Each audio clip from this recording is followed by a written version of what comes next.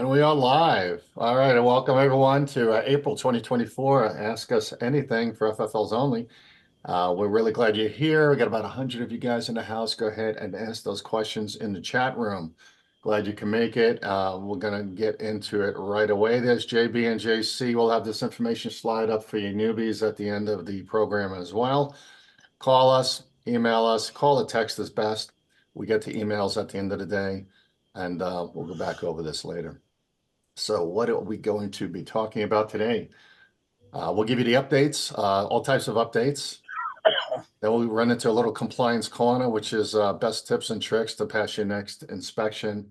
We always come up with creative things for you guys and kind of exploit the trends that we're seeing out there through our FFL visits. And then, of course, at the end, we'll save time for our rapid fire Ask Us Anything. So let's get right into it, guys. No baloney here. Let's jump into this new ATF ruling that launched last week. It will be effective in 30 days, so on or about May 20th. This is going to go live for what we call enforcement. It'll be interesting to see what that really means. But hey, it's in case you didn't get to read it yet, it's 463 pages of gobbledygook, repetitive conversation regarding a lot of different things from the Bipartisan Safer Communities Act. But the lo and behold, out of those 400 pages, and I'm not going to lie, I did not get through all of them. JC and I had to get a lot done over the last few days since this broke, but we did. Hopefully you did get through the summary. But here's what it does. It talks all about improving public safety.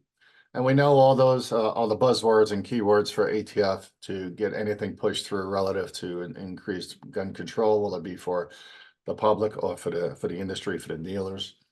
But there are some pluses, okay? Clearly, the new ruling, and again, we do reference the summary. If you haven't read anything at all, go ahead and go out and grab the summary. But it does go ahead and attack the, for the most part, gun show loophole.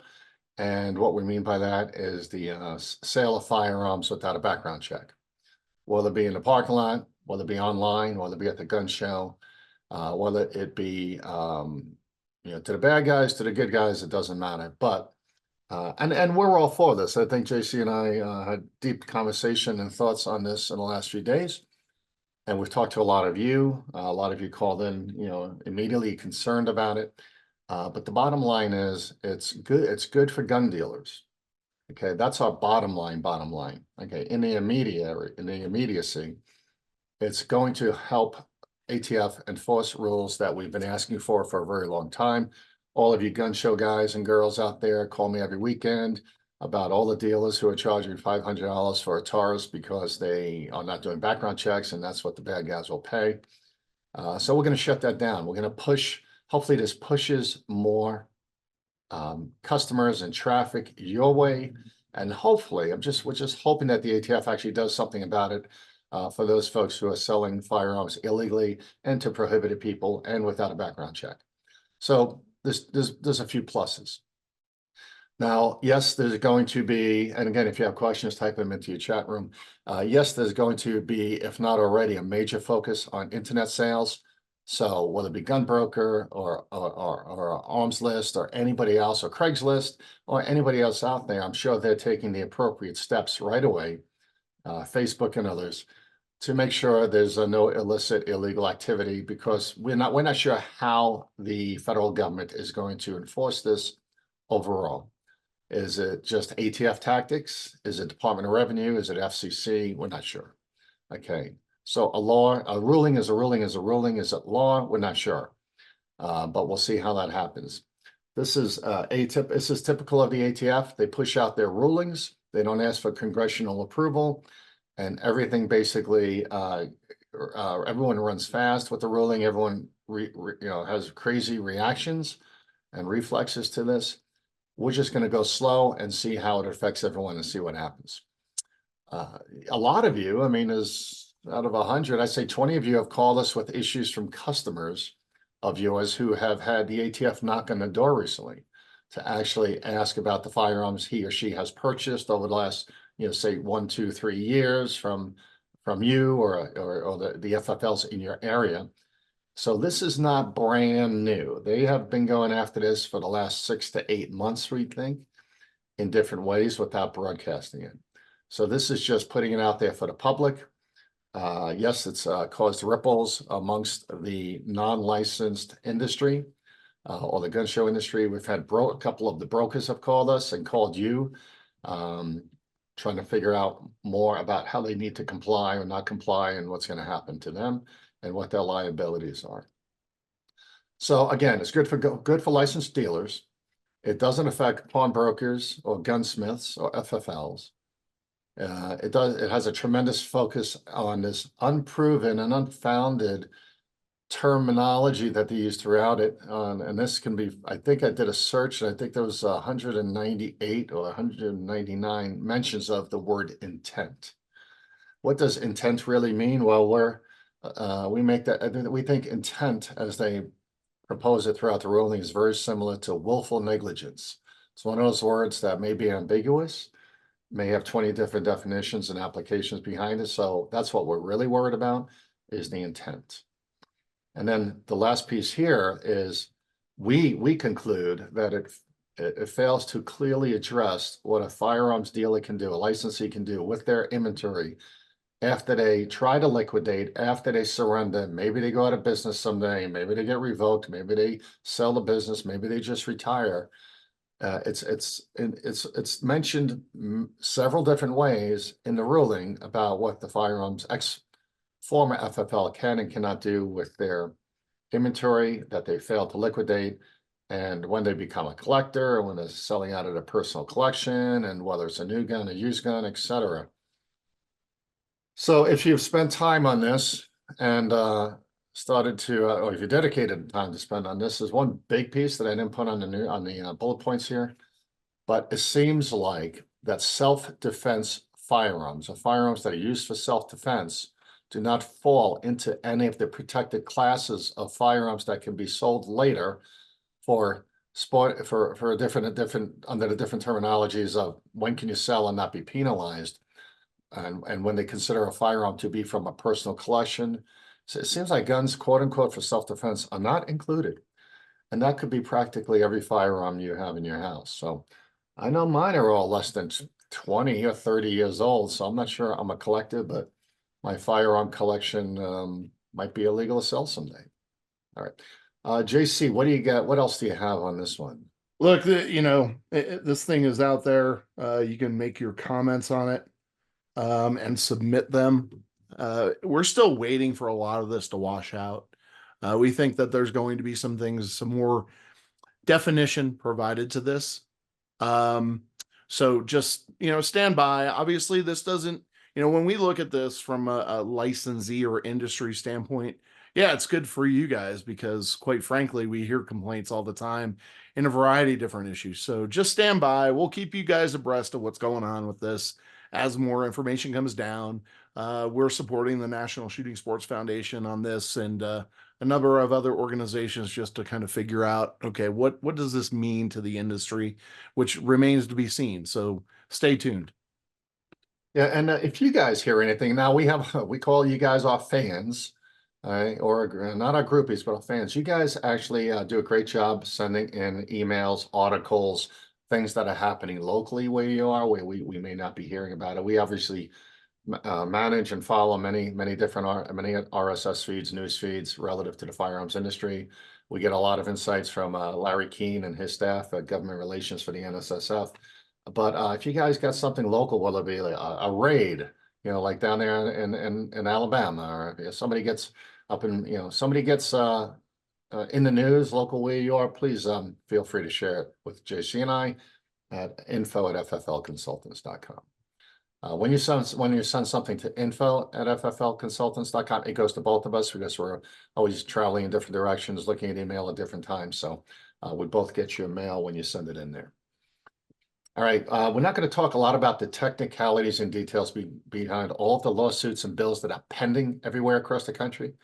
It's just so many right now, guys. We can probably have a list of 20 to 30 that we're talking about all the time in the office. But we want to highlight Illinois right now. They have 6 pending lawsuits against, or challenges, we'll say, against the very strict PICA, Protect Illinois Communities Act, which went into effect 2 years ago. All of their challenges and lawsuits are finally bubbling up to the top, and we're going to be watching Illinois very closely. A lot of visibility on the internet to what's happening in Illinois, but their cases are causing ruffles among the governor and the governor's staff and the state administrators. And we're hoping that either the Supreme Court or other lawsuits make headway and gain traction so that we can actually see some of this assault weapon banning actually crumble and break and be recalled and appealed. So we're looking at Illinois, and hopefully Illinois can get through this, and gun dealers in Illinois can start selling all those guns they have in the back room in the storage vaults. Same thing up in Washington. Washington State, followed in step with Illinois. The governor up there did some crazy things, and if we feel bad, I was up there last week talking to a lot of FFLs, and it's sad about an FFL having and being restricted to do anything with assault weapons that are in the back room, except to sell to the military or the law enforcement agencies that really aren't going to order from the local gun dealer. So in Washington, and I believe in Illinois too, they're not even allowed to put their firearms online to sell to out-of-state residents. It's just ridiculous. So we're watching Oregon. Oregon's accelerating their Measure 114. It's supposed to take effect in 119 days from last week. So, still room for appeal and argument and debate. So hopefully there's some traction there, and the bulldozer goes in there and just does what it can to prevent any stricter laws from being enacted.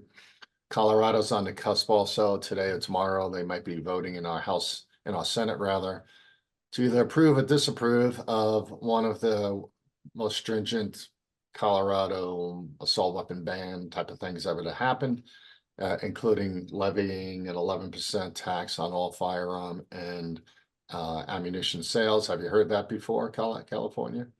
So what we worry about with situations like this, and the reason we talk about these 4 states, is because it can happen here, and if it gets passes and takes hold, your state might be next. So really, if you're a person who just sits around and watches everything happen, fine. But if you can do anything, like send notes to your congressmen, your senators, your representatives, or the associations who go ahead and do the fight for us, pick your charity, make a donation. These are the guys, if you watch the news and read articles and stay informed, these are the ones who are fighting for our rights as gun dealers. So please do your part and support the cause. Let's see. All right, guys, this is literally right off the press 20 minutes ago. I threw this in here for you because we got this from Larry over at NSSF. And the Supreme Court's taking up Biden administration's ghost gun appeal. So this is all we know. I haven't even read the article yet, but this was released on the Hill today. So it's it's a giant step forward. So that ghost gun appeal has been around for what 18 months now, JC? At least 18 months. Yep, 18 months. So again, it takes a while to gain traction and rise to the top of the pile. But anything the Supreme Court is willing to hear is golden for us, because once it becomes central media, prime media, all eyes are on it, and it helps all the other causes and all the other cases and all the other state issues that are occurring that hamper us in doing what we do. So we're going to, again, this is 15 minutes ago, just heard this. I think it broke today. But watch the news, dial into the Hill. If you're not a fan of the Hill, go there and keep an eye on this one. Let's talk about this new partnership that we heard about I think it was 2 weeks ago. It's interesting and worth telling you guys about, because I think it could be a real benefit. Basically, the United States Postal Service, a federal agency, is partnering with the FBI. And then the Criminal Justice CJIS is going to go ahead and partner on the denial challenge program, or voluntary appeal file process that you may all refer to as the delay or deny appeal process. Hopefully you have all of those cards if you're in Nick's state. You have the delay deny cards in your store. I'll tell you in a minute how to order them if you don't. And you can tell your customers who get denied or delayed that they can appeal. They don't have to walk away, frustrated, especially when they do not know why they're getting denied, and that happens pretty often. So this new program is going to simplify the VAF program with FBI Next. And now a lot of folks who do get into the program and do go online and file a challenge, they have to usually go to the local sheriff or find a vendor who's going to provide the correct format of fingerprints to be sent in. But that's going to be solved with the USPS program. Yes, it's going to cost $50, but it's a solution. It can alleviate some frustration. Right now, there's 700 post offices set up to do this. You can find it's easy. You can just Google it. VAF challenge USPS, and you'll see the program announcements and link for anyone to register if they want to. Just give that information to your customers when that occurs, and they'll have over 4,000 post offices signed up within 2 years. That's pretty cool. JC, we had some numbers on this, right? Yeah, absolutely. So, and all of you as FFLs should be facilitating the appeal process, helping the customer get through it. A lot of our FFLs that we support currently hand the customer a laptop and say, hey, let's appeal this, because you never know what latent information may be in a database or in one of the indices. And maybe it isn't a prohibiting factor any longer, or maybe it never was a prohibiting factor. The interesting thing, last year, only about 19.4% of individuals that were denied actually filed an appeal. And of that 19.4, a little over a quarter, 25% were overturned. So those prohibiting factors were said they are not prohibiting factors, and that person can buy a firearm. Another 17.4% changed to unresolved. In other words, once again, unresolved, they went out, tried to get the data. Data wasn't available for whatever reason, so they mark it unresolved. And then that 54.9% remains unchanged. So it's really important. A lot of times some of the information just isn't accurate. It's not complete. So you want to make sure that you're helping your customer out, and trust me, they will greatly appreciate it. Yeah, I realized spell check didn't catch that. They're actually unchained. Unchained. So, but that's interesting, JC. So just a little more than half of all of those who got denied and challenged it are still denied. The other 46%, 45%, it was an incorrect determination. It was latent information. The law changed somehow that caused it to no longer be a prohibiting factor. There are a number of variables there. Yeah. So guys, when you get a denial, let's not just say, oh my God, I got a criminal standing in front of me or a prohibited person. If you have a customer who's frustrated over that happening, just know in the back of your mind, half of everyone who challenges it gets it reversed. I think that's a simple way. Half of everyone who challenges it gets it reversed. So, and remember, if somebody does get it reversed, just remember that you have to get that overturn letter with that AMD ID, and there's specific instructions how to proceed with that. So you want to make sure you're following those procedures, and it is actually that overturn letter is one of the half dozen or so items that must be attached to the corresponding 4473. Yeah, and don't worry about taking notes on this one. If it ever happens, you got somebody walk in with an overturn letter, just call us. Yep, yeah, it's a real simple process, and we'll walk you through it, or we'll also include that little snippet as a future course over at FFLC Academy. And hey, I got it right here. Here's my delayed deny card. So make sure you guys got them. Go order them. There's the website. Just put your request in. They sent you back, I think, a limit of 50 per order. So make sure you have them out there in your store for your customers. All right. Just some quick numbers here, guys. Here's the ATF inspections year to date. Remember this is their fiscal year. So it goes from October. We're not, this as of March, we had 868 inspections done. Some inspections, some revocations and warnings, a total of 905 in March. That brings our annual, or that percentage of revocations was just under 2%. But if you look down here at the bottom, 2.5% of all inspections this year are resulting in a revocation. Okay, 2.5 out of every 100 gun dealers gets revoked. That's a big chunk of money if you have to fight it. Our goal is to not to let you get there. Our goal is to fight it through prevention and compliance and best practices and training.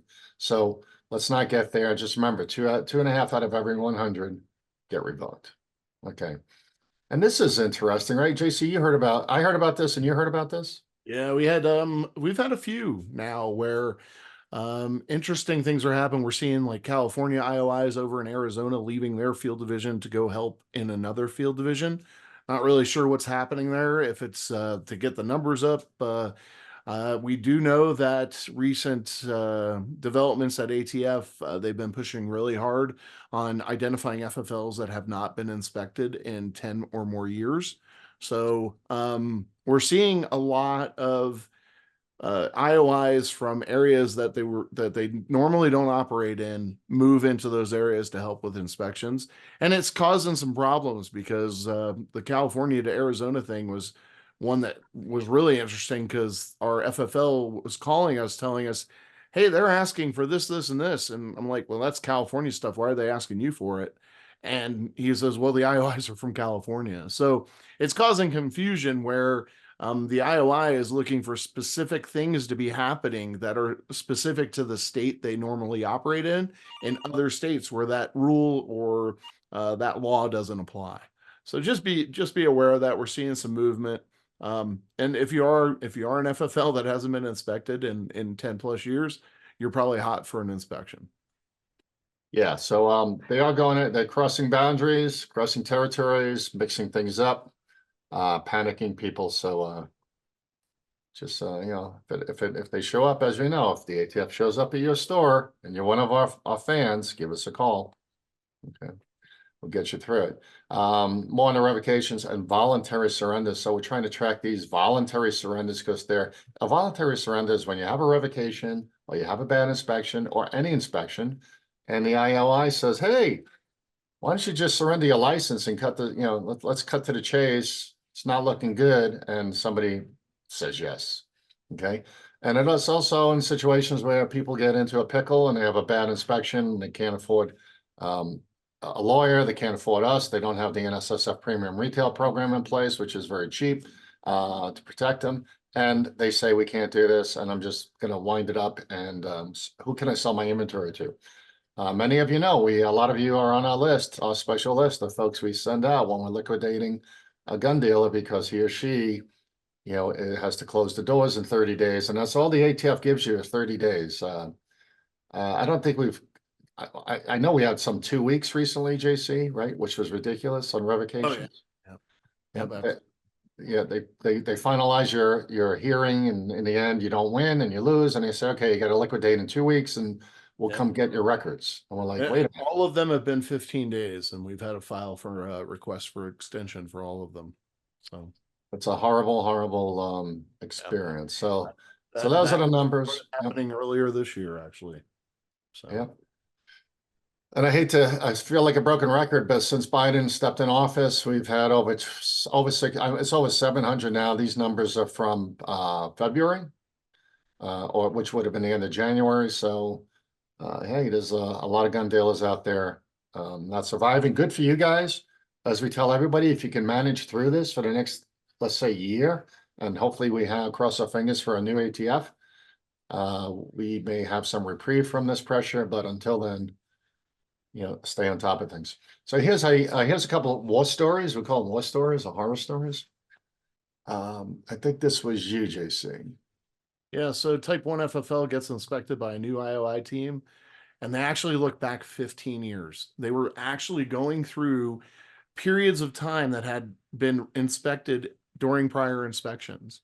And unfortunately, this poor FFL, he's taking a lot of heat, and we're going to try to go up there next week and see if we can't help him out, try to unravel some of this mess that has been created, and make a determination of exactly why they're going back that far when they're only supposed to go back to the date of the last inspection.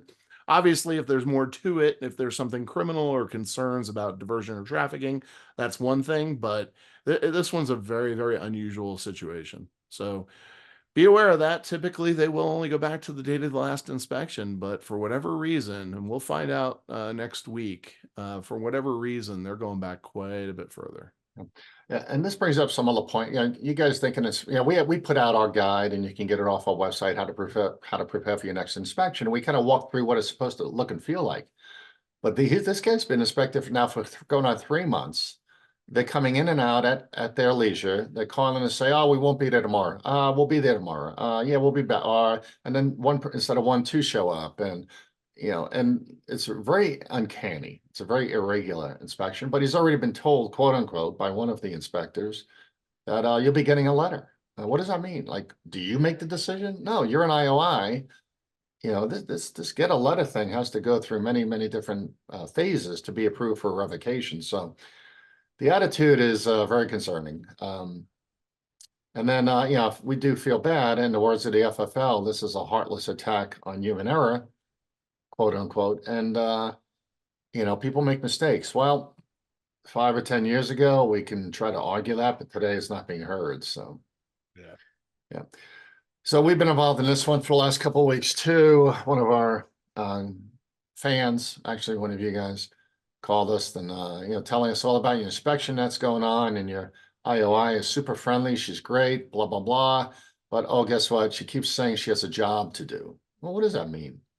Well, what it means is that those 17 zero tolerance violations that we already know about, that she's highlighted and taken pictures of, that's probably going to cause a problem. So, and this is an IOI who's been there before. So, she's great. We love her. She loves us. Well, they all have a job to do right now. So we're not sure this one's going to end favorably. JC, that's yours, right? The failure to renew, right? Yeah, failure to renew.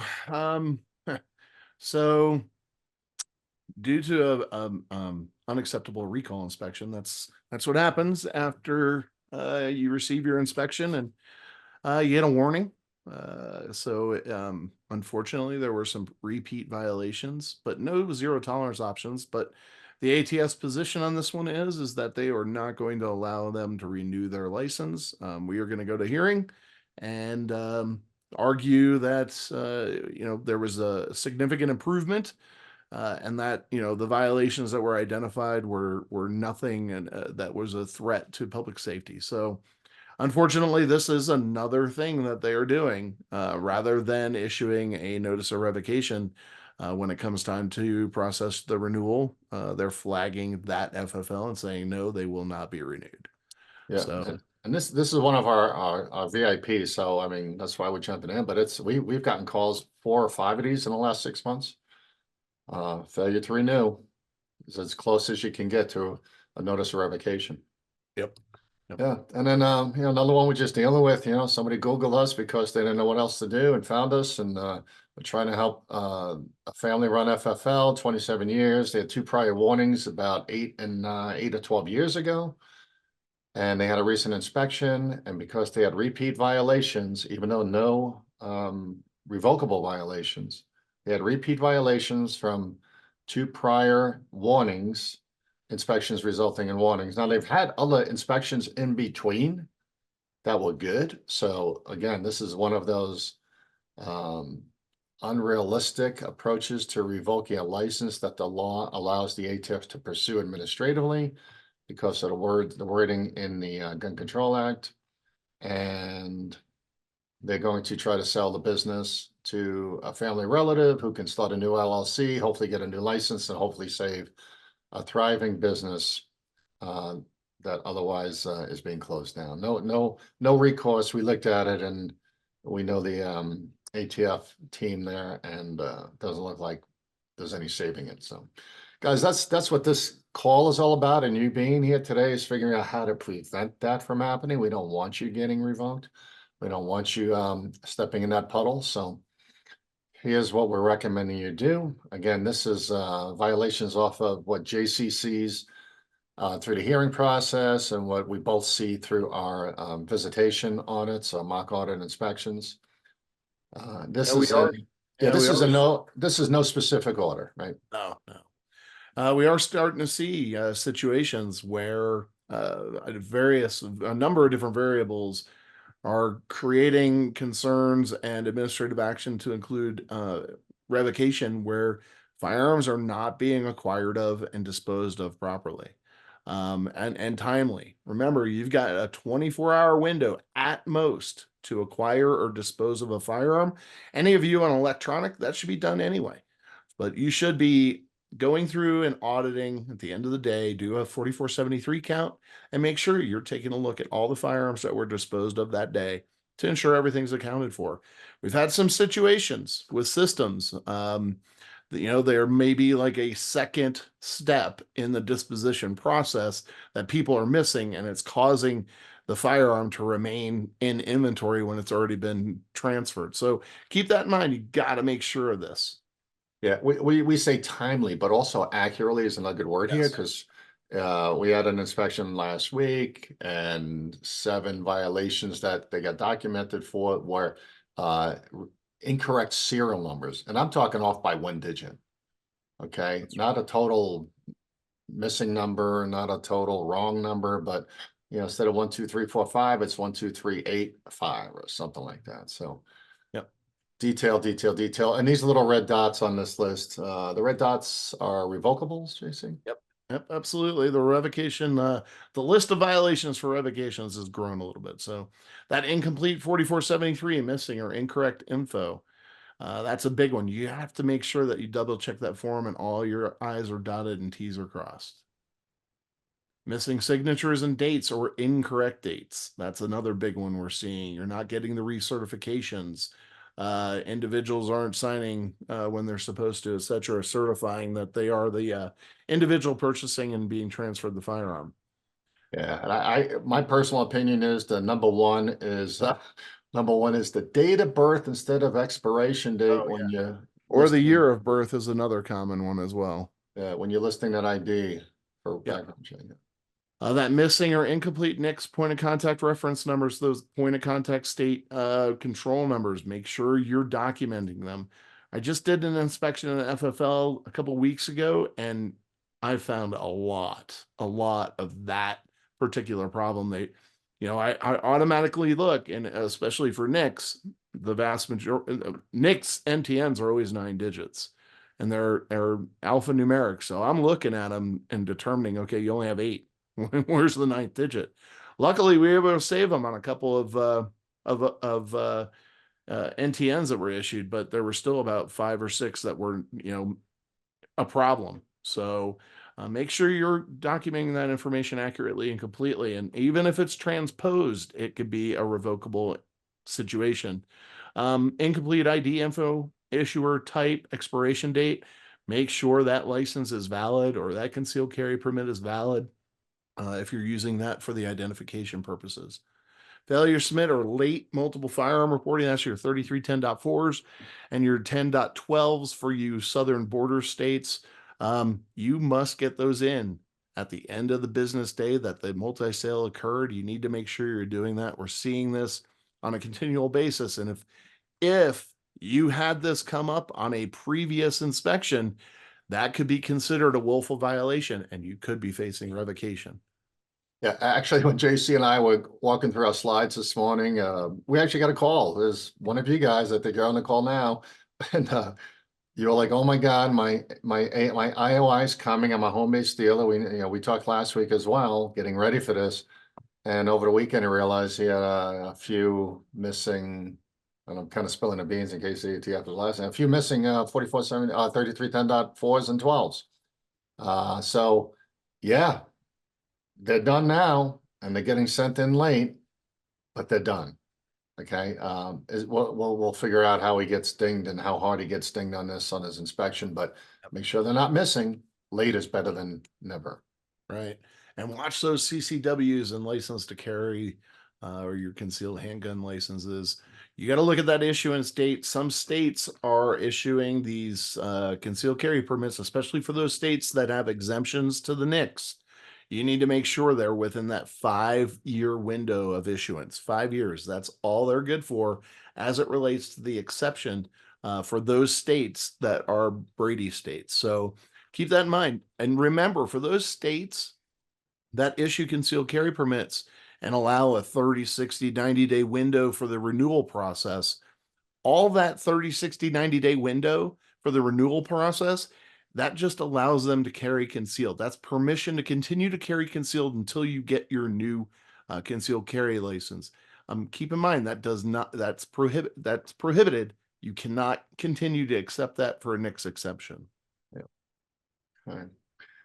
Let's talk about some quick items here, guys. Who's going to get inspected? Well, first of all, if you had a prior warning, make sure you get no repeat violations. Anyone with a high time to crime on traces, if you're in that Demand 2 program, many of you are, make sure your team is doing everything possible to make sure you're compliant for the next inspection. Not responding to traces, that's going to be, somebody's going to ring the bell on that one, and miss one trace, well, you're probably okay. Miss 2 traces, they'll be knocking at your door. FFL with a high number of denials. Yes, the ATF does have a reporting from NICS on denials by FFL, denials by region, denials by state, et cetera, et cetera. So they all have access to that.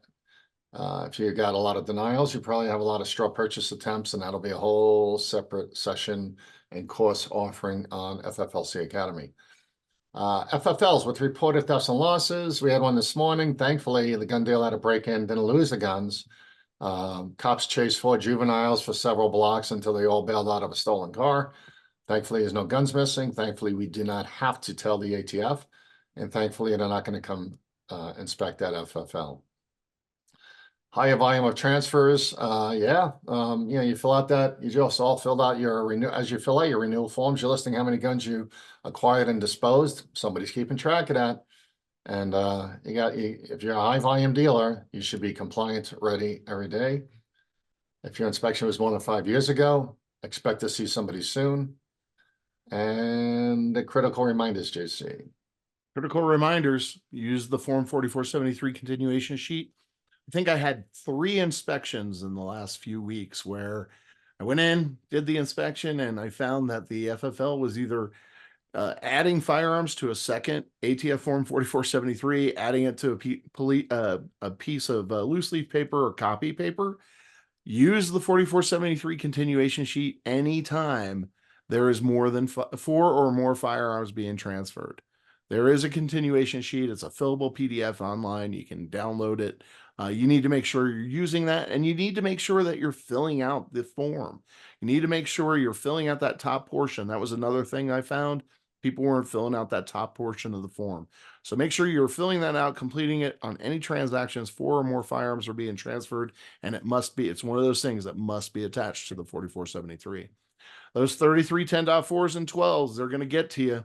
I'm telling you, end of day when the multi-sale occurs, not the next day, end of day. Create that trace activity log as you're getting traces in.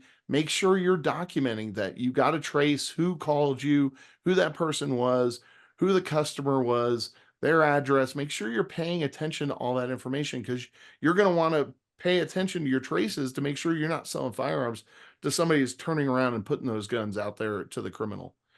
Maintain that activities binder notebook, your training and comm log. I can't tell you how many times I talk to FFLs that are in trouble, and I ask them, have you helped with investigations? Oh yeah. When? I don't remember. Well, that doesn't help me when I build your defense when we go to hearing. So same holds true for training. Document your trainings. You come to this once a month, make sure you're putting that down, that you're coming to this once a month. Maintain or highlight your 4473s, 27B, 30, 31. Make sure you're highlighting that on delays, so you remember that, hey, I've got to get a signature and a date for recertification. Well, make sure you're doing that. And yes, you are allowed to do that per ATF. FIPB over at ATF headquarters concurred with us. You are allowed to highlight the words, and I think we have a picture of it coming up here in a second. Make sure if you're still calling in NICS checks, I don't care. You can keep calling in if you want to do it old school, but here's what I will tell you. Make sure that you sign up for eNICS so you can still have access to the background checks and understand who's denied, who's been proceeded, etc. And download those reports on a continual basis. You don't know how many FFLs we've saved because they were smart enough to download those daily reports to show all the background checks they did and we were able to prove that a background check was completed. Make sure you're paying attention. No early or late transfers. Don't transfer a firearm before the Brady date expires. Don't transfer a firearm after the 30-day expiration. This is getting a lot of FFLs into the revocation funnel, and we want to try to avoid that at every cost. Yep. Yeah, quickly on the continuation sheet, that's a federal form. That is part of the 4473. And I saw it in 2 inspections in the last couple of months where the FFL cited for not using approved forms for continuation sheets. Hence, JC's conversation on that. Make sure you download it. It's available right there under the 4473 on the ATF's website, distribution center website order form. And then lastly, on this ENIX, register for ENIX. So here's a classic issue. Pawnbroker calls you last week and says, I think I'm screwed. I said, well, why? He goes, well, I just looked at my monthly report I download, because he got on the program with us a couple of years ago. He goes, I download the monthly report out of NIX the first of every month. Like you guys told me, I go into ENIX, I run the query on the first of the month, and I download everything there and save it to a PDF or an Excel sheet. I said, okay. He goes, well, I just noticed that one of my proceeds was changed. I have a denial on here that I had a proceed for 2 months ago. He says, I have the proceed. I say, he goes, it's on my denial. It's a denial on my NIX tally sheet, my query. And that's one of those situations where a proceed was later changed to a denial. They probably called his store. Somebody didn't pull a 4473, write it down, tell anybody. Again, these things can change. NIX continues to research your background checks even after they give you proceed determinations. They definitely research for up to 90 or 80 or 90 days, anything in delay status. Mm-hmm.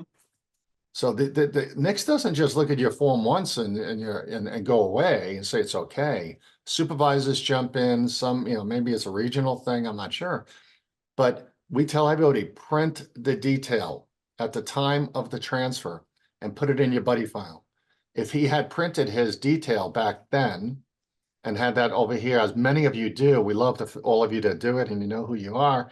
You have binders full of these things, or you have buddy files full of NIX status reports, or your state status reports, your approvals, because this stuff changes on the fly, and they don't always tell you, and the ATF is going to show up with their report that is just the current status of things as they printed yesterday before they show up today.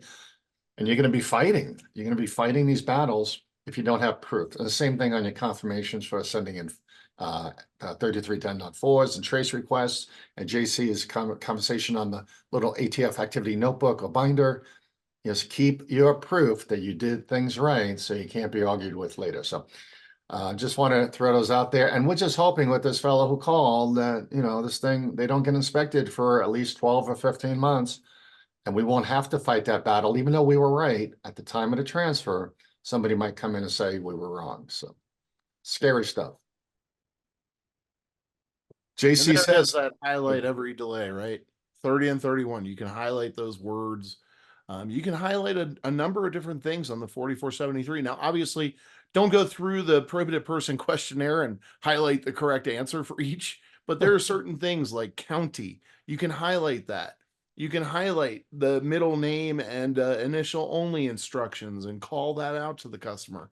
You can highlight the transfer signature and recertification date for 3031.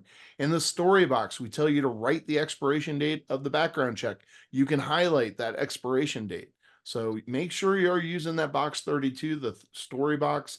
There's any number of things that you can be writing down with regard to this transaction, such as that expiration date for delays, the NIX point of contact notes. If there's something that happened with that, you can put your second and third reviewer's initials. You can write in gun not transferred, so you know what happened with that transaction. It's your story box, and it's for your use. Yeah, back to the story I just told about, you guys get this all the time. Yeah, NIX calls and says, oh, that delay's changed to a denial. Did you transfer it again yet? Hey, there's no places anymore on the form to document who called you and all that. Use the story box. All right. All right, out-of-state residents, rules of both apply. Just keep that in mind. You must follow the rules of both states if you're transferring to an out-of-state resident. Now, if they have established residency in your state that you operate in, that's a whole different story. But if you're transferring a firearm to some out-of-state resident, first of all, know whether or not that firearm can be transferred. It's always going to be a rifle or shotgun. Nope. No AR pistols, no PGFs or other firearms. It must be a full-fledged rifle or shotgun. Generally, you're safe with common hunting firearms. So, but always know what you can and can't transfer. Understand magazine capacity restrictions, things like that. Age restrictions, like the state of Florida is a great example, 21 and up.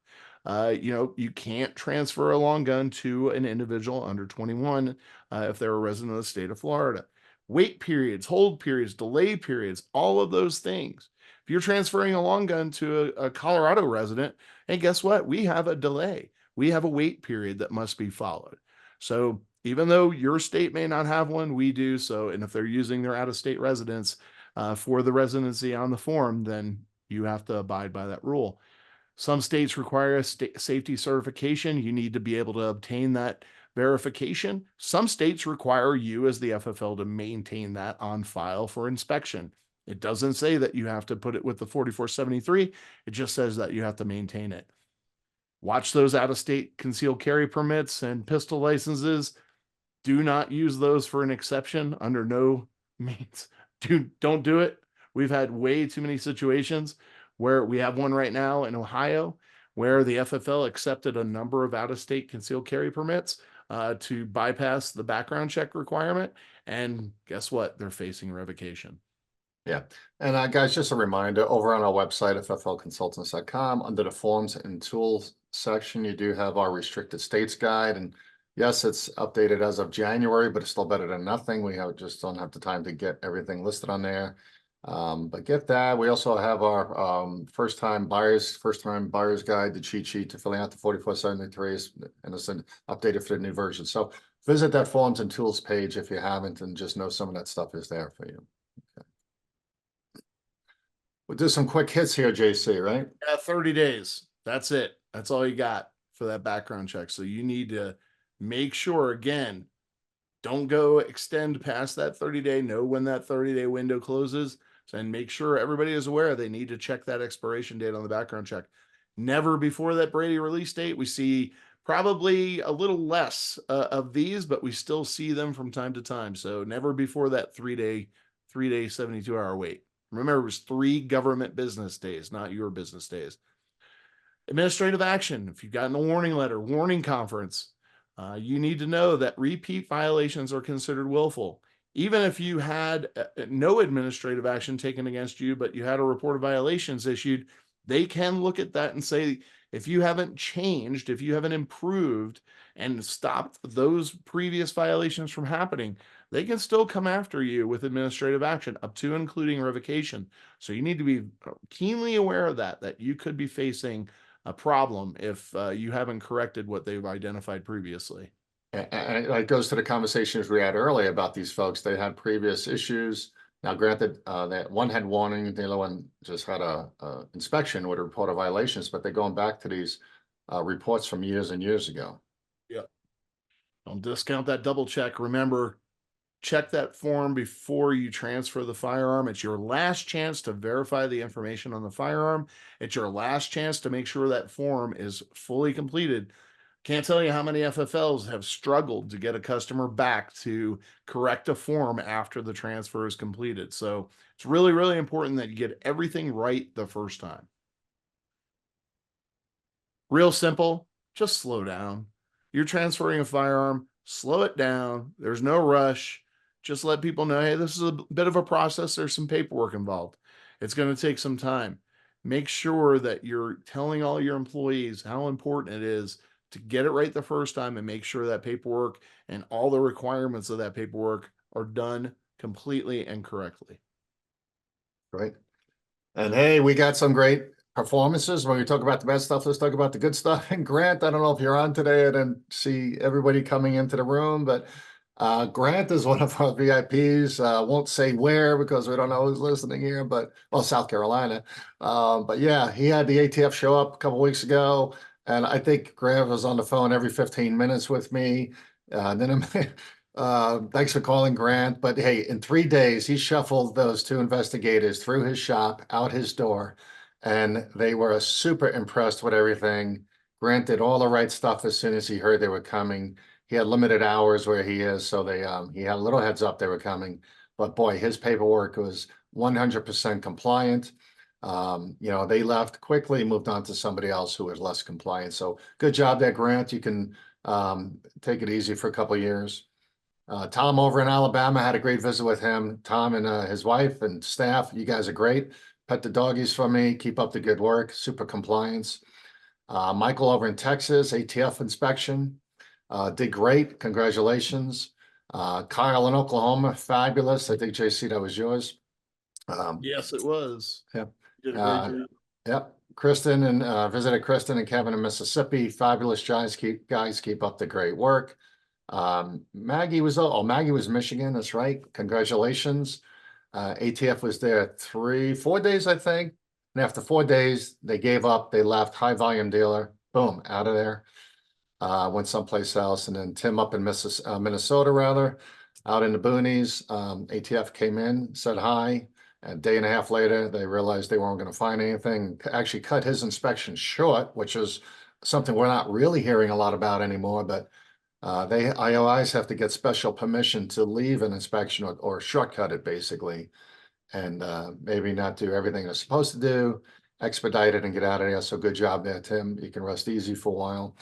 And JC, you had some wins, right? We had a couple of revocation wins, one in North Carolina. Congratulations to the guys down there. They did a great job putting everything together for us to build a perfect defense and defend their license, and they get to stay in business. Great opportunity there.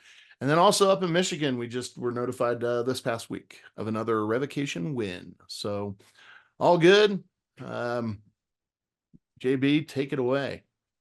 Yeah, guys. Okay, we're winding up here. We've got like 30 questions in the hopper, so we'll get through this quick. Hey, FFLC Academy is live. Get your employees signed up. It is individual. Each employee and you have to create your own account. We still don't have the enterprise. We'll not have the enterprise system up for a while. But hey, this is here and it's available to you. Just simply go out to our website. Again, it's FFL courses at courses.fflc Academy. FFLC standing for FFL consultants, obviously. But hey, got to go out. You got to create your account. We have over 300 of you in there. Thank you very much. But we need your help, okay? You may have gotten a notice from me recently, and if you didn't, check your spam folder. But we need you to update your first name, your proper name, spelling of your name, so we know who you are. But simply go out to the website. We're pretty excited tonight. Hopefully tonight, you hear that? JP, our support programmer for this whole program, is yelling at me every day. When are we going to get this out? When are we going to get this out? But mastering your ATF 4473 compliance should be out for you guys, hopefully tonight, late or tomorrow. And when that occurs, we will send you an email notifying you of such. If you're already registered, you'll get an email, obviously. But go create your account. And this is breaking. It's a little bit longer than the first course. We're not lying to you, but it's very conclusive. Great for all your new employees and a great refresher for anyone completing 4473s today. Okay, so go ahead, just log in at the top button there in the top right. That's where you log in or create your account. And once you do that, we're going to ask you to, again, go back into the settings button, sign back in, go into the settings button. And right there, you're going to go ahead and hit that. And this little box pops up with your profile. And you simply put your name in, type your name in there. That's as simple as it is. Right now, you're all showing up as anonymous. And when you complete your course online and want to print your certificate for your training records or your employees' training records, everybody's going to be named anonymous on the certificates unless they go in here and update their profile to their first and last name, please, so that it looks good, prints out right, and we know who you're attached to. We do have a long list of names for your companies, all of the VIP student, all of the VIP members. And again, this is going to get a little more complex in the future, so we can manage it better. But right now, it's there, it's available to you, and it's free. All right. Again, we need the correct spelling of your name so that we can print it correctly on your certificates when you complete your course. And here we go. We got a few more days out there with Nix and ATF. We will, in May, we'll be in Texas and Alaska. June will be in Milwaukee, Michigan, Ohio. Hey, Joe up there in Milwaukee, we're going to do lunch or dinner. I have you on the list. I make sure. I've got somebody in San Antonio. I think it's Rob. Maybe. We're going to go ahead and have dinner down there. So, hey, guys. We're on the road, Glen Burnie, Raleigh, and Charleston in July, me and JC. So one of us is out there doing these visits, and we look forward to seeing you. And hopefully you can attend the training courses. They are very informative. If you need to sign up for the training courses, just check the email I sent you today and yesterday and Friday. All of that link and information is right in the bottom of that email. It says here's how to register for your upcoming Nix events. You're just going to send an email to Nix events, Nix_events at FBI.gov. Tell them how many people are coming. If you are not already, a lot of you are, if you're not already an NSSF premium retail member and have all that protection in place, and most importantly, there's $25,000 of legal defense fund protection, which is awesome. It's the cheapest game in town, best program going. You get us to support you in the event that you run into trouble with the ATF. You get a complimentary on-site full-day ATF mock audit. I'll be doing 3 of those in Florida this week. Can't wait to get on the plane for that ride from Colorado. But I'll see you guys in Florida this week. I think I'm in Florida again next week. JC's traveling elsewhere, but we're out there making sure you guys are doing everything right. If you're interested in a program, give us a call or drop us a line. And we are at rapid fire. All right. All right, Give them guys. to me. Yeah.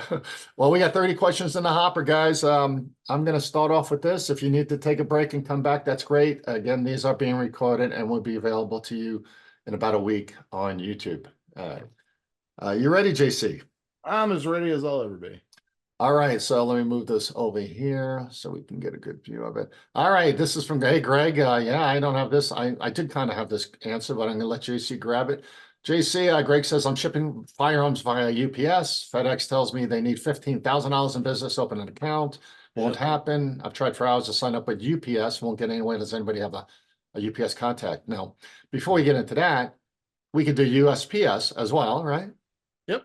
You can utilize the United States Postal Service, absolutely, for shipping firearms.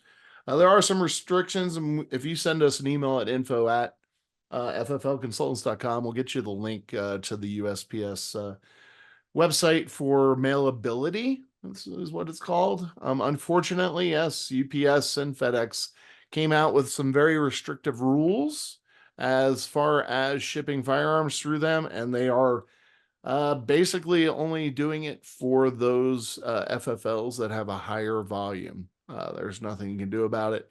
You can keep trying, see if you can get a hold of an account rep, but generally speaking, they're making it next to impossible to ship firearms. Yeah, and if anybody else has any alternatives, I know there's other shipping alternatives out there for you guys, especially the online folks. Go ahead and private message Greg. Just click in there and send him your contact info. I try to connect with him and try to help out Greg. Thanks for asking, Greg. All right. I think it has hillbilly. Is multiple handgun form required for strip lowers? We answered that. No. Right. There are a number of folks. Oh, there are a number of folks selling firearms on GI or gun broker, and they're not FFLs. They're selling personal collections. Is that legal? I think we talked through some of that. Yeah, engaged in the business is pretty much engaged in the business. So if they're doing it to predominantly earn a profit, it's questionable. It's questionable. Yeah, no, believe me, there's teams of folks out there right now trolling the online sites and making their lists, checking it twice as somebody else does around Christmas time.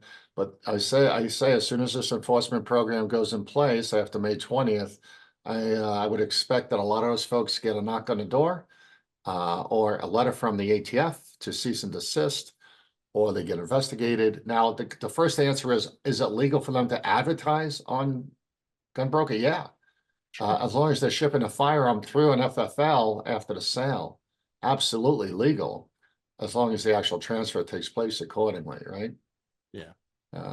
If I am returning a firearm after working on it for a customer that dropped it off, can I deliver it to the door? We said no, you can't do that. No house calls. Can't transfer. Does that mean you cannot transfer a gun at an auction or other event? That is correct. We got a lot of auctioneers and estate folks who are selling firearms. That is not your licensed premise. It's a real challenge for auctioneers and estate sales folks. They really should be licensed, especially if they're doing it on the regular. We have a couple of auctioneers who actually host firearm auctions like once a month or once a quarter. And we've had FFLs that have gone in and supported the auctioneer. Well, unbeknownst to that FFL, that is not your licensed premise. You cannot do that there. So that is correct. Yeah. So Alvin from Louisiana, I forgot to, yeah. So you guys, I know exactly where you are. I think I was on the phone with you guys for the closing conference, and I believe that was with Lee. Let me know if I'm right on that one.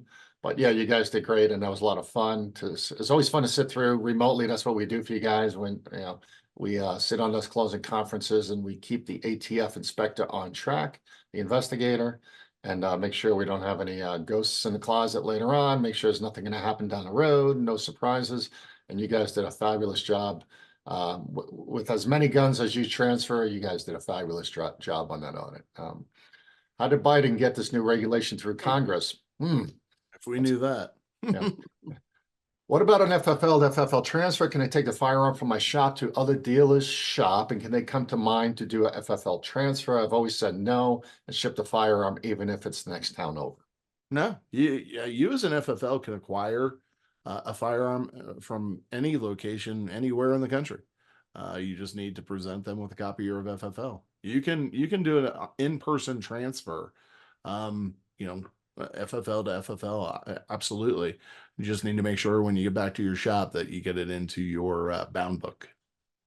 Yeah, we have that happen all the time. We have, just so you guys know, if you're not a pawnbroker, we have lots of pawnbroker clients who travel the country and call it a vacation, call it a business trip, and they drive this way 500 miles and that way 500 miles and stopping in a small shops along the way, picking up classic antique weapons that have tremendous value. It's a cool little thing to do if you know what I'm not a gun guy, but boy, I've seen some real beauties come in, that they picked up for $100 and they're worth $1,000, if you know what I mean. So all you do is carry a copy of your FFL with you, or copies, and you stop in. You can do an FFL transfer on the spot. You can travel interstate with those boxes full of guns in your trunk. You just can't sell them. Yeah, you can pick them up. You just can't sell them. Now, JC, there's a different question. Can I deliver them out of state, or do I have to deliver within my state? No, you can deliver them as an FFL. Yep. Yeah. So don't need to ship as long as it's an FFL to FFL transfer, right? Let's make sure you're logged correctly. All right. Michael says we are doing a swap meet. Can attendees sell personal weapons? There's that engaged in the business question. It really kind of depends on what we're looking at. If it's a recurring thing that they're continuously selling firearms at this swap meet, they may be considered engaged in the business and in violation of that ruling. You as an FFL, attending swap meets, it really depends on how that swap meet is defined. Remember that it has to be a bona fide event that's basically enshrouded in the sporting shooting sports. So swap meets generally are not considered a shooting sports event. So you need to be very careful with that. But they can sell their personal firearms, but eventually what's going to happen is that engaged in the business ruling is going to come into play, and it's going to be looked at as how many firearms are you selling, and is it predominantly to earn a profit? Yeah. Dan says, I have a customer who's had a personal friend. He's unfortunately got medical conditions, cancer. One of his relatives has sent him an old revolver through a Pennsylvania FFL to me for disposition. He cannot come to the store due to health reasons. Is there any way I can get the revolver to him? I believe he has a CCW. Dan, that would depend. Really, no. There's not a way to get it to him other than him coming to the store and completing the 4473 on premise. Again, you can't transfer firearms off premise unless it's a bona fide shooting sports event. So, unfortunately, no. Yeah. Tony's at a gun show. Can we now do the private sales Can we now do the private sales and just charge a transfer fee at gun shows? Example, two people agree to sell a gun. Oh, private party transfer. Yeah. Two Yeah. people agree to sell a gun at a gun show, come to me to do the background check. Obviously, if so, don't take the firearm on my books until the buyer has a proceed, and that's correct. Yeah. Yeah. If it's a bona fide event, yeah, absolutely. You can Yep. do private party transfers at a bona fide event. Yeah. Yeah. Some states, yep. Make sure you check the box.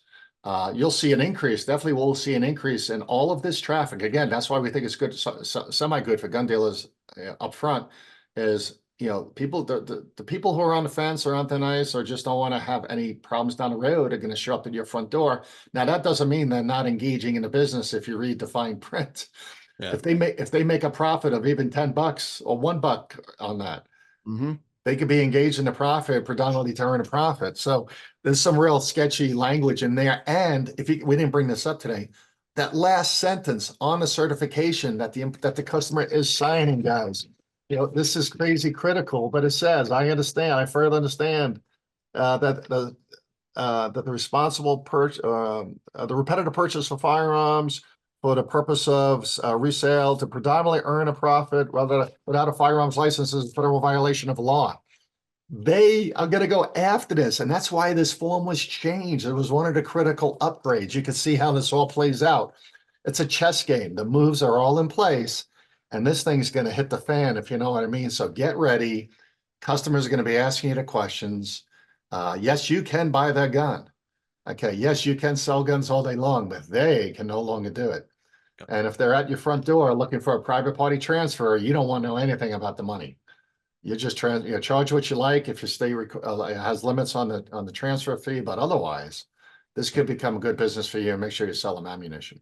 Just make sure you're marking that box 8. Correction, that is box 8. Oh, box 8. Yeah, 7 is pawnbroker. Yeah, 7 is pawnbroker. Yeah, box 8. And again, if you guys need more information on the private party transfer stuff, the ATF, we and the FFF, I'm sorry, we and the ATF I know it's not you guys calling in. You could just put your questions in right here. But anyway, you and the ATF have we and the ATF have good pamphlets and guidelines on how to process a private party transfer. And we'll go over that again next month's. I'm sure it's going to heat up. We'll go over that definitely next month on our next event. We'll definitely have more information next month as things get sorted out. Yep. All right, and again, okay, do private party transfer. Oh, yeah, charge a fee. I have a customer that has a personal friend. Oh, we did that. I have a personal friend. I just want to make sure I'm not skipping any questions. What about an FFL to FFL transfer? You come to me. I always have said no. Oh, we did that. Oh, I'm going the wrong way. Sorry about that, JC. No worries. Customer does a personal friend. Another one at a gun show. Are there any safeguards to an FFL to practice when buying a gun from an unlicensed individual? Should I have him sign a statement that he's not engaged in the business? Stand by on that. Let us dig in a little bit more and see where this thing washes out over the next couple of months. A bill of sale, definitely you want that bill of sale on record as a business record. But stand by on putting any statements out. We'll delve into that a little bit further down the road once everything really shakes out with this. Yeah, and we do for a lot of you guys, our VIPs. We have a form available. If you want to just drop us an email, we'll send it to you. That is an affidavit of resale privileges. Basically, you should at least have the customer get a bill of sale, but have them sign an agreement that says they realize it's unlawful to sell a stolen gun. They're the rightful owner. Get copies of their ID, and hey, make it your internal process if nothing else. Should definitely have record of who showed up and when, as well as acquire it in your bound book, obviously.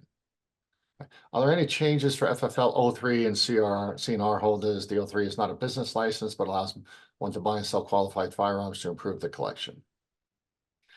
As far as I read through the summary, licensees are excluded from, quote unquote, as far as I read, excluded from any other engaged in the business documentation, rulings that they're talking about. So is it explicitly spelled out that type 03s are okay to proceed as is?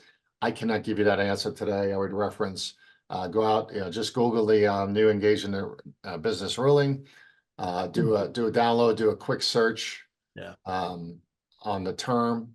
It really goes back to the fact that you have a federal firearms license, even though you are operating under an O3 CNR. You have a license. You have told the government, hey, listen, I buy and trade firearms to improve my collection. That's what that license is for. Yeah.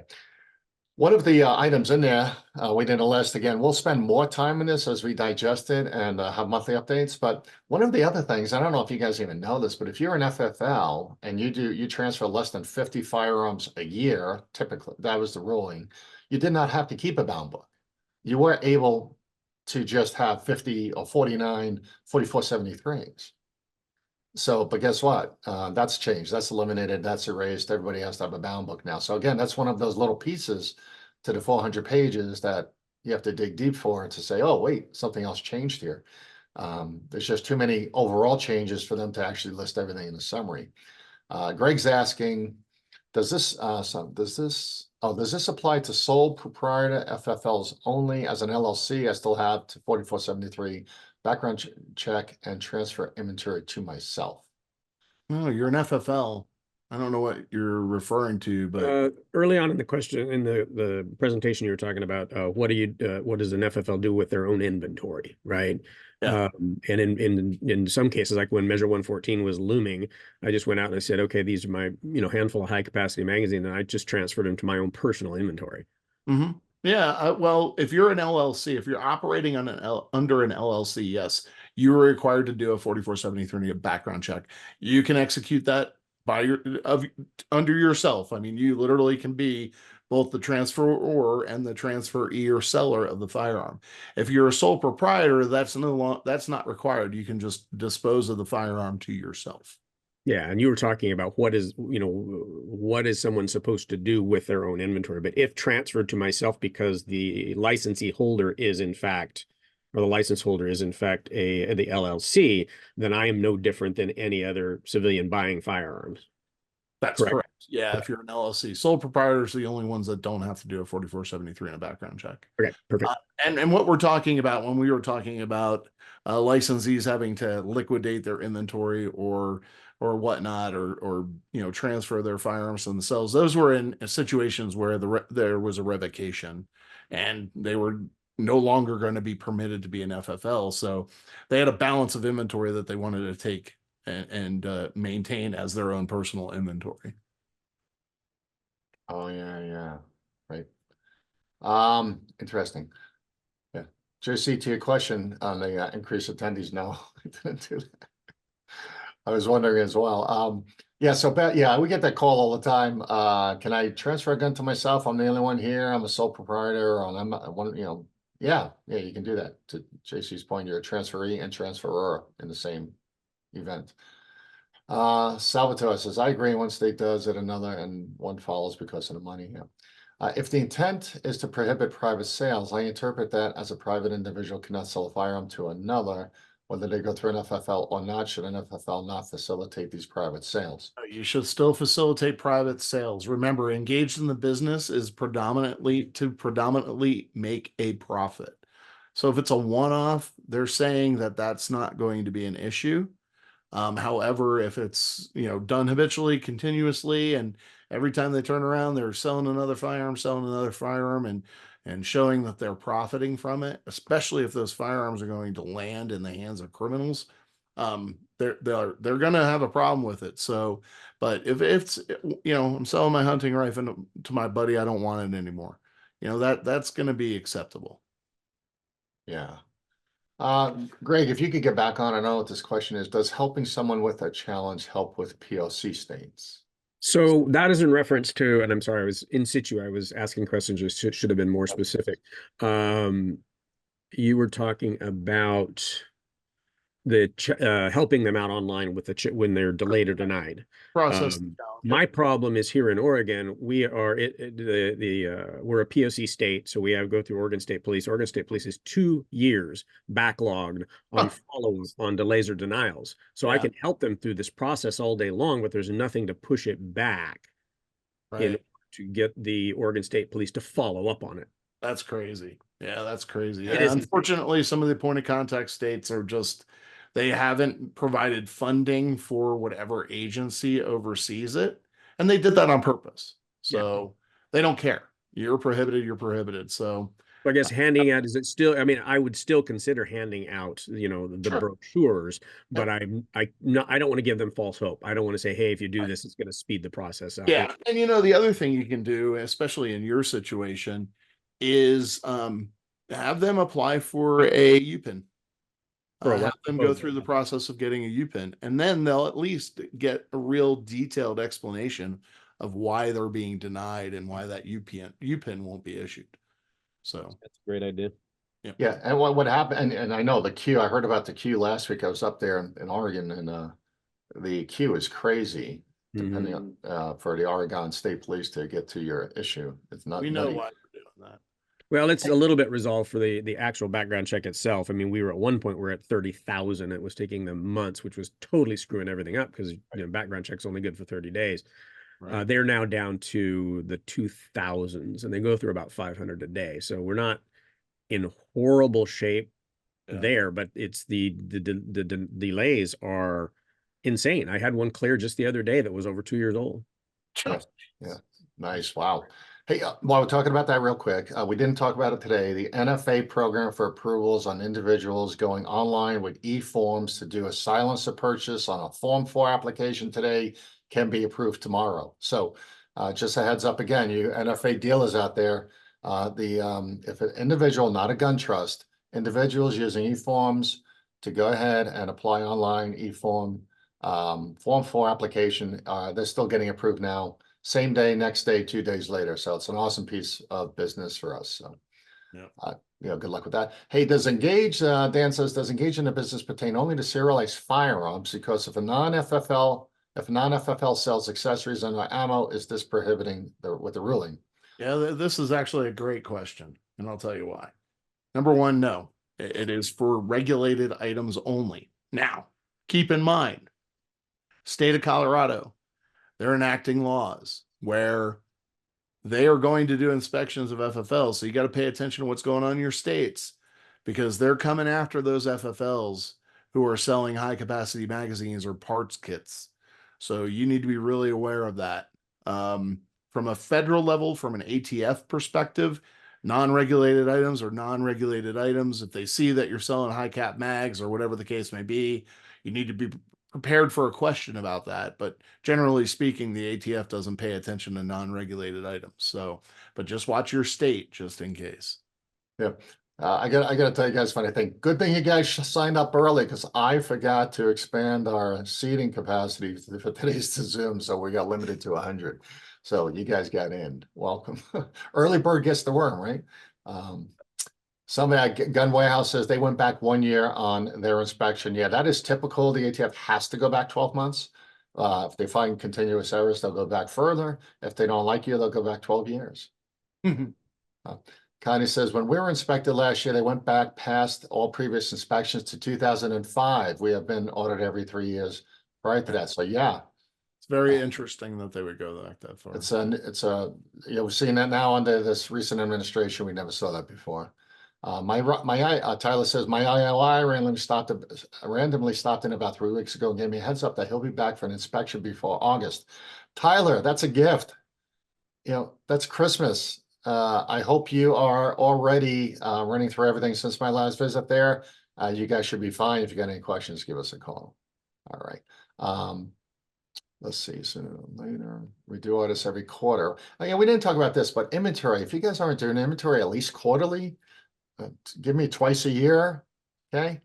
Please go and do an inventory. It's amazing what you might find. Physical inventory, gun to book, good to gun. Make sure nothing's missing, nothing's extra. When are you guys coming to North Idaho? We don't know, Steve, but let us know. Maybe we can make a special trip.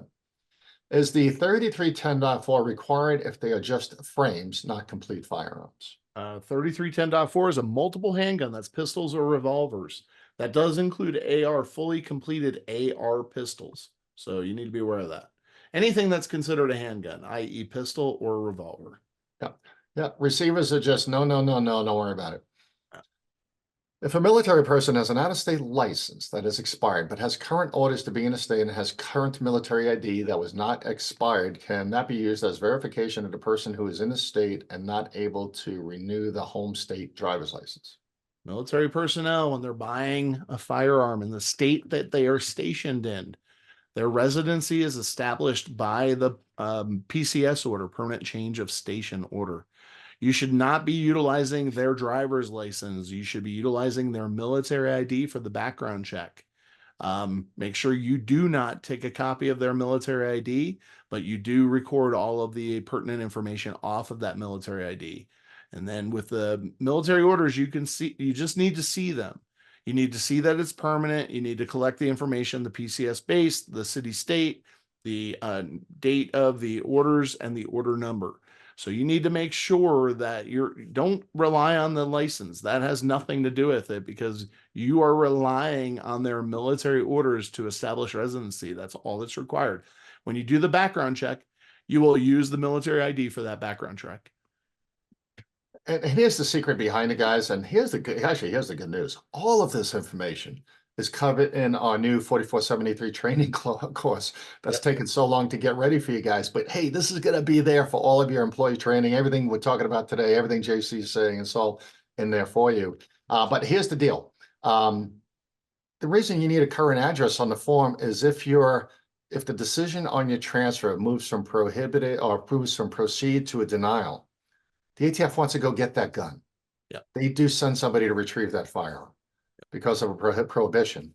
They want to go to the current address. That's why it's so important. You guys need to make sure it's current on line 10 based on ID and all that other stuff. But when it comes to the military, they're not going to the house. They go into the military base. They're going to ask the commanding officer where that person is, and they're going to go ask where that firearm is. That's why there's a lot of confusion about why this military thing in line 10 versus PCS orders versus current address at a base, and why they don't need confirmation or supplementary address verification for line 10 where they live because they live off base. Plain and simple. If they have to go get the gun, they're going to go to the base. That's why they can live anywhere if they're in state where their base is located, to JC's point. Yep. So pretty simple. Again, we explained that very clearly and simply on the training course. Okay. I'm in Washington State, and where the State Patrol performs all the NICS and background checks, do I need to document on the 4473 the NICS transaction number and a state reference number? If you are provided a response with both the numbers listed, then yes, you should document, notate in the whatchamacallit box. 27B. 27B, thank you. Both that NICS transaction number and the state reference or control number. Yeah. If you're getting both those numbers back, you should document both those numbers. More than anything, the reason being is that it might save you if you get in a pinch. So you should be documenting any and all information that's provided back. Yeah, there's a couple of you guys out there where the state does require that out there. Yeah. But the best practice is to just separate the two by a slash. And again, that's covered in our training guide, in our training, online training. But the bottom line is this: for every state that does background checks, the reason they do it is first you go to the state and they want to check their state records, state level records, but they just take your background check, and if they pass the state test, it goes right into NICS. They do a NICS background check for you. It goes into NICS, every one of them. Okay. Oh yeah. Yeah, absolutely. Yeah. And then NICS says, okay, then it comes back to the state and the state tells you it's okay. It's just a handoff. So if nothing else, make sure you have the NICS number, because that's the primary number, the federal check, national databases. Okay. Yep. All right. How do you respond to traces within 24 hours if you're not open for business 7 days a week? Is what it is. You're required to respond within 24 hours. What do we tell people? That one of the key benefits of having an online system for both your A&D records and 4473s is you have the ability to remotely obtain that information and submit it back. The vast majority of the time, what's in your A&D record is enough to provide to the ATF until you can get them a copy of the 4473. So unfortunately, you signed up to be an FFL. You signed up for the responsibility to respond to trace requests within 24 hours. Yeah, most importantly on this one, and once a week somebody calls me with this and says, I'm only open, 2 days a week or 4 hours a day or by appointment only. you have to make sure that the ATF, the tracing center, properly, or the licensing center actually has the correct hours listed for your FFL in their computer. Yep. Yep. And Was you that? should always make sure they have the most current and accurate contact information for yourself or other employees. Yep. The other thing, we had somebody go away this week on a cruise. It's him and his wife, and nobody's at the store. It's, Yep. you know, hey, he's taking his computer. You know, he has access to his online A&D book. He can check his email, but I also had him send an email down to the tracing center that says, hey, someone's, hey, I'm out of town for a week. You know, why not? Why not send them? Why not tell them? You know, cover your butt, and maybe it'll be okay. Yeah, but at least you have documentation that you told them you're not going to be there. And that happens a lot, you know, with vacations. Can you go back to the previous slide? Somebody said, can I go back to the previous slide on critical reminders? Dan, what was your question? Just hit your space bar if you're still there.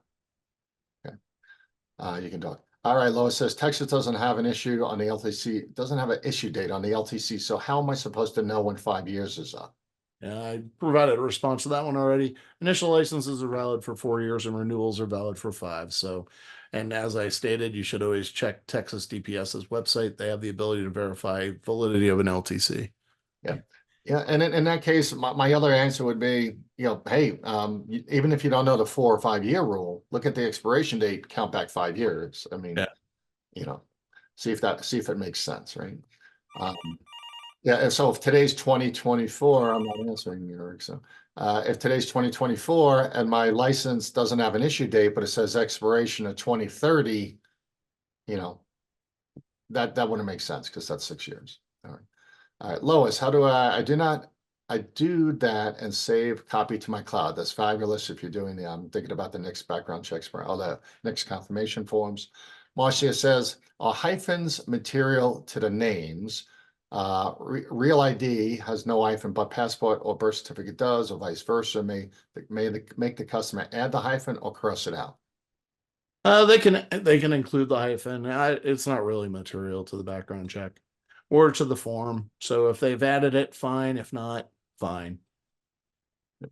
Mark says, if a proceed gets changed to a denied, will we be notified by the ATF?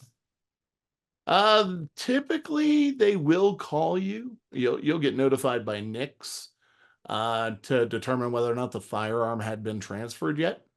And at that point, that's all part of the NICS Denial Notification Act.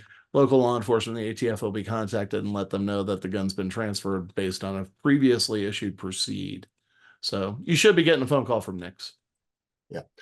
But again, it's good to check your ENICS status report daily, weekly, monthly.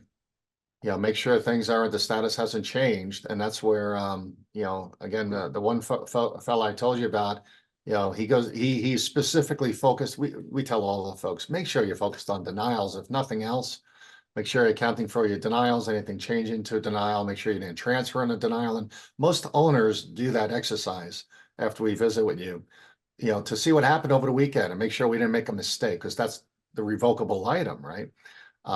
So check your query reports, run them, cross-reference them. Should be an opening manager responsibility every day to go in and check your NICS or your point of contact state. Yep, and I showed somebody. I showed somebody how to run the NICS query report, you know, monthly in the store last week while I was there, and guess what? It took 98 seconds. They were logged into NICS. They clicked once. They clicked twice. They set a parameter, and they said download, export, and boom, they had it. It was 98 seconds to once a month to save their butts, basically. To have that on file, save it to a PDF or Excel file, drop it on your computer, do that at the beginning of each month. You'll always have your NICS numbers. All right. For PCS, for non-POC states. Let's see, where is the best place to learn more about the ATF ruling engaged in the business, JC? Stand by on that. NSSF will be doing a webinar on this. In addition, if you don't sign up for bullet points, you should sign up for bullet points and the government relations email. Get on their email list. They'll be continuously providing more and more information on this new ruling. So just stand by for that. Yeah, you don't need to be an NSSF member to get their their Monday bullet points as their communication piece. Friday is government relations, Monday is bullet points. Yep, just go sign on nssf.org. Tell them we sent you. Mhm. A multiple handgun purchase, we never counted the day that the multiple was completed as the first day. We sent multiples, not counting the day the second gun was purchased. And someone at Nick's told us to use the day of the second transaction as one of the 5 days. Okay. The day of the second firearm, the second handgun, or for those southern border states, that rifle, depending on the type of rifle, the day of the actual multi-sale occurs is the day of the multi-sale needing to be submitted, not on the first day. You can't, how would you know it was a multiple sale on the first day? So it is the day that the multi-sale occurs. So they come in on Monday, then they come in on Thursday and buy another handgun. Thursday, you must submit that multi-sale. Yeah, by the close of it, by the end of the day, and have proof. Keep your proof that you sent it or emailed it. Absolutely. And if you only open, and this came in the other day in an inspection, somebody's only does gun shows. Okay, well, he says, well, I only do gun shows, which is, not every week, maybe every other week. So how do I keep track? Well, it's your business days. I said, if you did 5 gun shows over 8 weeks, you were open 5 days over 8 weeks. If the ATF gets technical, you need to keep track if somebody bought a gun at your first gun show and then at the 5th gun show 8 weeks later. Yep. Yeah, it's 5 days. Those are your business days. Then those are your business days. Yeah, if you only open on Saturdays, it's 5 Saturdays. 5 Saturdays. That's correct. Yeah. All right. A firearm is shipped by a commercial carrier. It is not delivered on time as stated by the carrier. How long after suggested delivery date before you file a missing or a stolen gun report? If you're the shipper, then you're the one responsible for submitting that, not the receiver. You can always, as the receiver, notify the shipper, hey, I still haven't gotten this gun, to let them know. You generally have 48 hours to report a firearm lost or stolen. I would tell you this, make sure you're signing up for either FedEx or UPS alerts. You can even set up informed delivery through the USPS, so you actually know when a firearm is in transit, en route, expected date of arrival.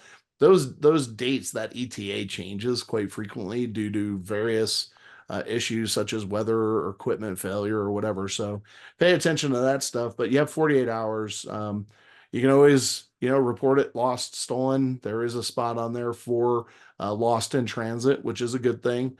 That doesn't cause any friction with the ATF because they understand it was lost in transit. And if it does eventually show up, you can go back and report that it's been recovered and it arrived. But you have 48 hours once you determine that it's been lost. So, yep. Can an IO? So there's no real determiner. I mean, you can, yeah. But if you're if you typically get the gun within a few days from, say, your distributor, or you typically, when you ship the firearm, when you ship the firearm and I sent it overnight and it still isn't there 3, 4, or 5 days later, then you can kind of assume that it might be lost in transit. Pay attention, see what the website, see what the common carriers website says about that tracking to determine where it is. And if you can't, then that's when you should consider reporting it.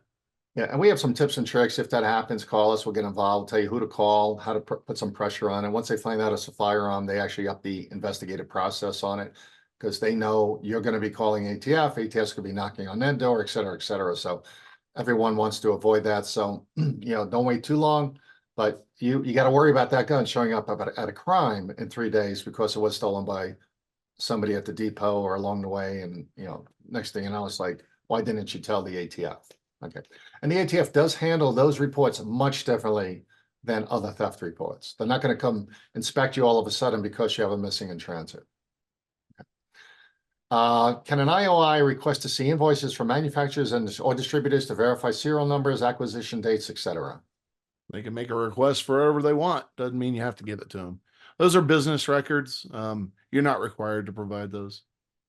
Yeah, and when that happens, just give us a call. We'll help you through the process, give you the language to rebuttal with, and yeah, they'll ask for the world, including, the digital download on an inspection. They always want to, they hand you a thumb drive and say, oh, just download your inventory, your bound book for us, and we'll do our inspection real quick for you.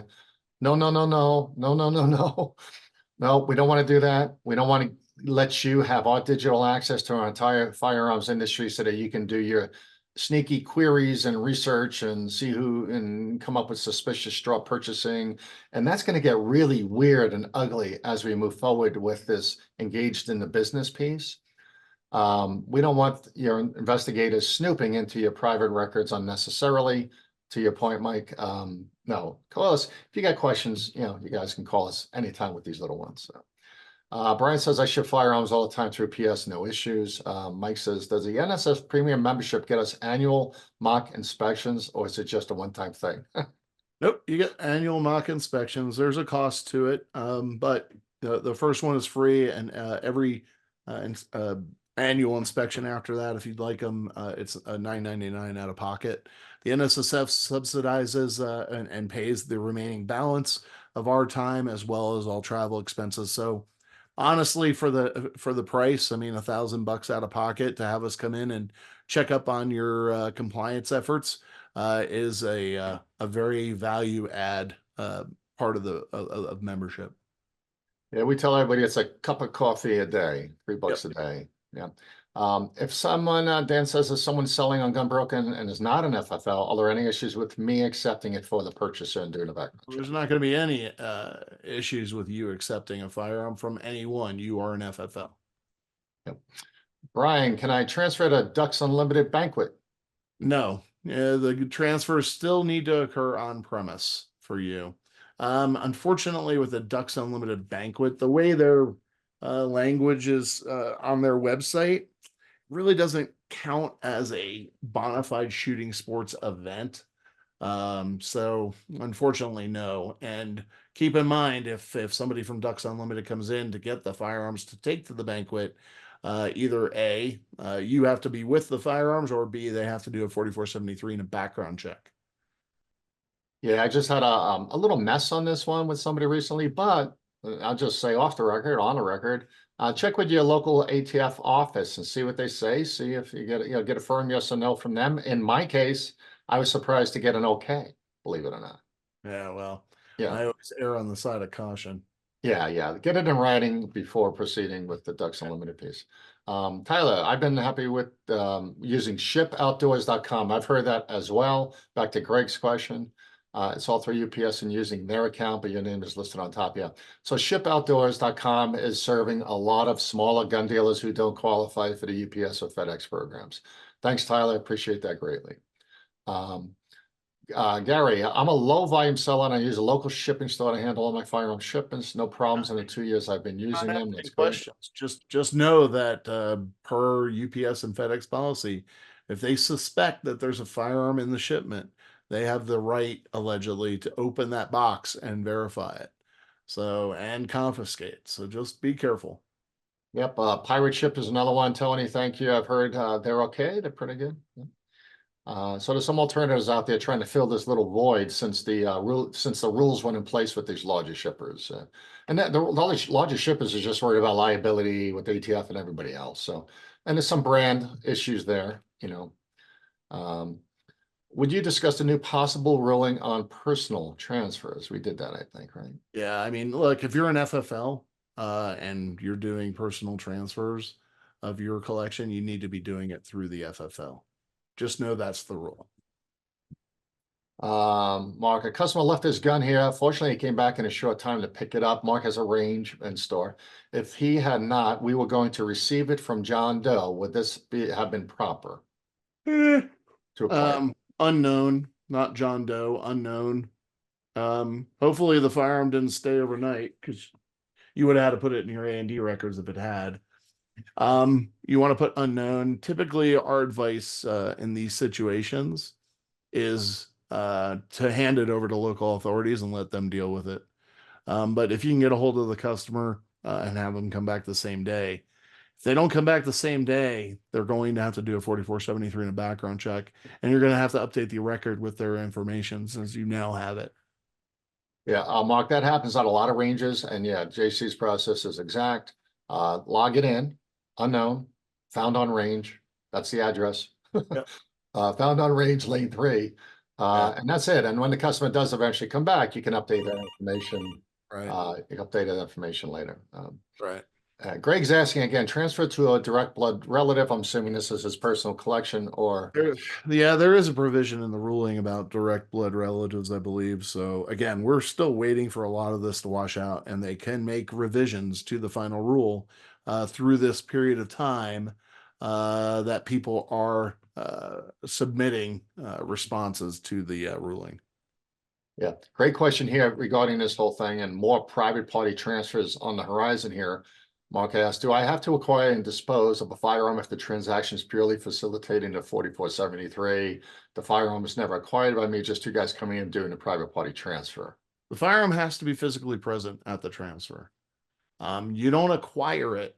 Our recommendation is do not acquire that firearm until you get a receive or proceed on the new owner, possessor, buyer of that firearm. That's what that box 8 is for on the 4473. It tells the ATF, hey, if this was a denied transaction, this firearm may not be in my acquisition and disposition record because the original owner of it maintained possession of it.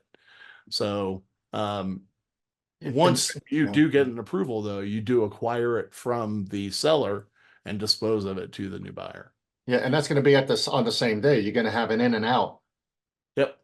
Acquisition disposition from Bob to Jim on the same day, and we suggest everybody somehow in there denote that it's a private party transfer. And remember, the reason why you need to have that firearm is you have to fill out Section A first. You have to record all of the information from that physical firearm in order to execute the transfer. So they have to bring a firearm to you.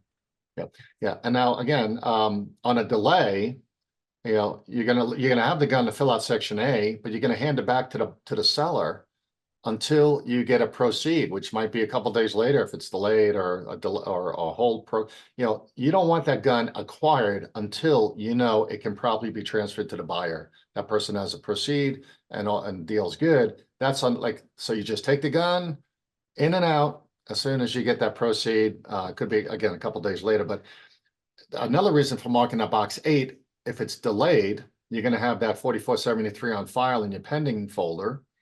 And the ATF is going to come in for an inspection and look through all these background check numbers and say, what's up with this? Why isn't it logged in? And they're going to be, oh, wait a minute. It's a private party transfer. All right. Is there any requirement to do a private party transfer if someone, is there any requirement to do? Yeah, not unless your state requires it. Yeah. Obviously it's an opportunity to make some money. So you got to take a look at that as well. So it's all dependent upon your state. Yeah, a lot of people don't want to do this. We say get into business, free marketing, walk-in traffic. Same thing on FFL to FFL transfers. If they're having guns shipped to your store and you're getting pissed off that they didn't buy it from you, turn that person into a customer. Tell them call you first for a price before they shop online. Maybe you can do something about it. Sell them ammo, sell them cleaning, sell them safety, sell them everything else. Holsters. Under the new rule, do I have to have a bound book for my private collection? My FFL is an 07 and my licensed premise is also my residence. No, you don't. I mean, there is a personal firearm record book that the ATF provides, but there won't be anything that requires that. Just make sure you're not commingling your inventory and your personal collection. Yeah, if we're at a gun show and can't print the detail information from a NICS check, is it best to print these when we return to the shop? Well, you can't print them because you don't have a printer, which is fine. You can always save it as a PDF. Why waste paper? Yeah, so the answer is yes. If you can't print them at the gun show, we don't have access, you can, but they're only in there. The details are only in there for 24 hours. Yeah. Yeah, download them to a PDF, save them on your tablet, save them on your computer, print them later.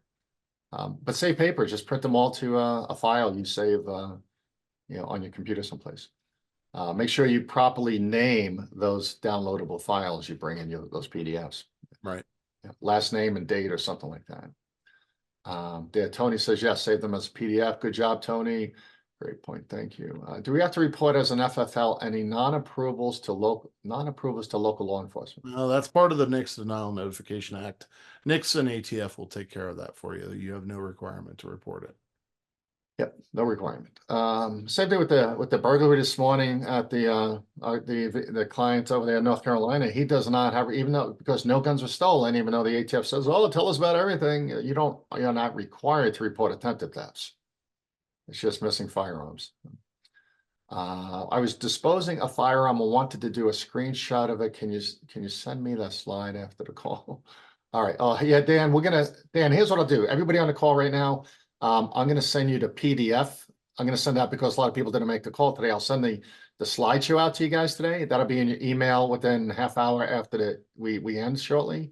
The video though will be available next week for everyone who didn't get to see it. All right. Brian says, I've been out of town for a trace request. I contacted ATF and let them know I was out of town, and then gave them the information to them as soon as I could return. No troubles. Yep, that's fine. Yeah, as long as you contact them and let them know, hey, I'm going to be out of the country. Nobody's going to be there. Typically, the tracing center is good with that. Yep.